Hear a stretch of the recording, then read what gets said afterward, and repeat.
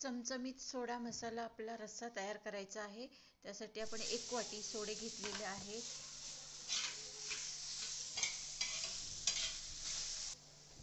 पीठ लावून स्वच्छ धुवून घ्यायचे आहेत, म्हणजे त्याचा वास राहत नाही.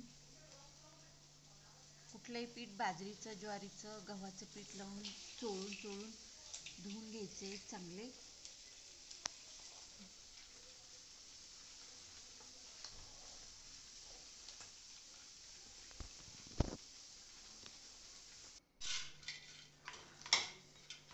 खोबरं आणि 2 कांदे भाजून घ्यायचे गुलाबी रंगावर. ग्रेव्हीसाठी आपल्याला लागणार आहे.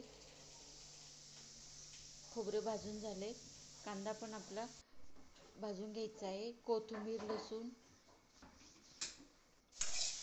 सोडे नुसते गरम कढईमध्ये परतून घ्यायचे.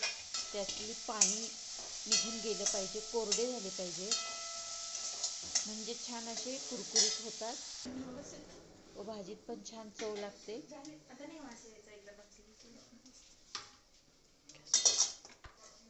आता सोडे कोरडे झाले आहेत, त्यातलं पाणी निघून गेलेले आहे. तेल घालायचे 1 चमचा. पुन्हा तेलावर परतून घ्यायचे छान.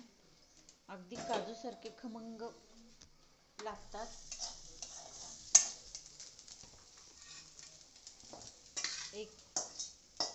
काढून घ्यायचे. परतून झाल्यानंतर 5 मिनिटं परतून घेतले. नंतर 1 चमचा तेल घातलं, त्यात ग्रेव्ही परतून घ्यायची.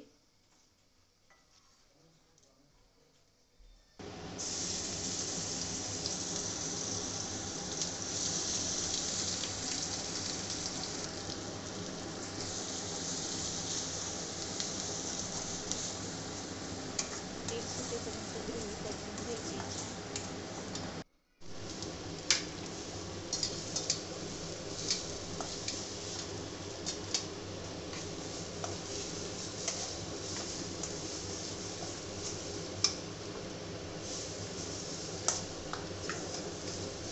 अशा प्रकारे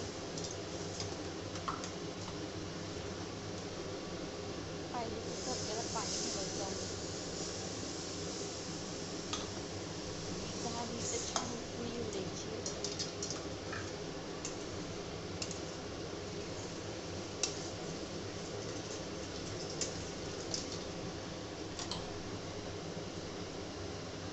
चवीनुसार मीठ घालायचं.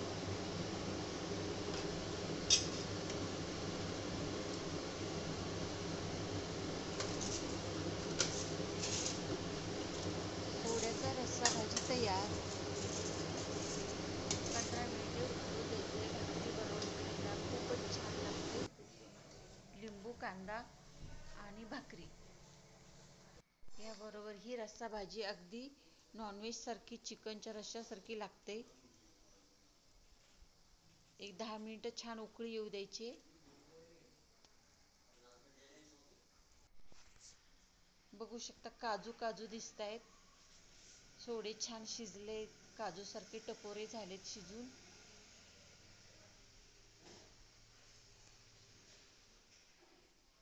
मस्त चटपटीत अशी छानच लागते भाजी. ही सर्व करायची आहे.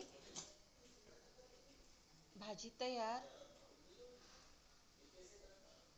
रेसिपी आवडली असेल तर माझ्या चॅनलला लाईक, शेअर, सबस्क्राईब जरूर करा. धन्यवाद. भाजी तयार झालेली आहे.